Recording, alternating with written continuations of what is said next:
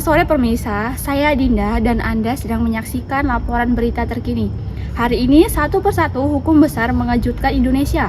Mantan Menteri Pendidikan Nadiem Anwar Makarim resmi divonis 10 tahun penjara atas kasus korupsi pengadaan laptop Chromebook yang merugikan negara lebih dari 2 triliun rupiah. Bagaimana kronologi kasusnya dan apa dampaknya bagi dunia pendidikan? Simak laporan lengkap kami. Saya persilakan Alika memulai. Terima kasih Dinda. Kasus ini bermula dari program pengadaan laptop Chromebooks dan layanan Chrome Device Management di Kemendikbud pada 2020 hingga 2022. Program yang seharusnya mempercepat digitalisasi pendidikan ini justru diduga menjadi ladang korupsi.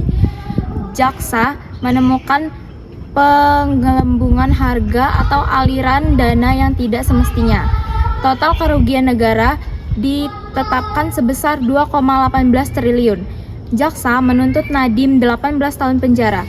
Namun, pada sidang 30 Juni 2026, hakim menjatuhkan vonis 10 tahun penjara dan denda 1 miliar dan kewajiban membayar uang pengganti sebesar 809 miliar lebih.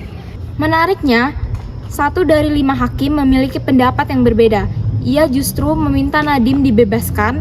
Usai sidang, Nadiem menolak vonis tersebut dan menyatakan banding kejaksaan.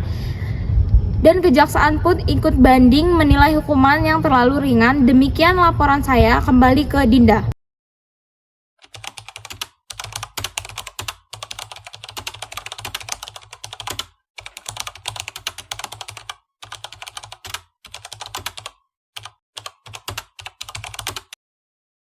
Baik Elsa, apa yang paling mencolok sih dari kasus ini? Nah, yang paling menarik itu ternyata ada salah satu hakim yang berbeda pendapat. Dia meminta Nadiem untuk dibebaskan. Jadi kasus ini sulit untuk diputuskan karena salah satu hakim yang berbeda pendapat. Terus lalu dampaknya bagi dunia pendidikan itu apa?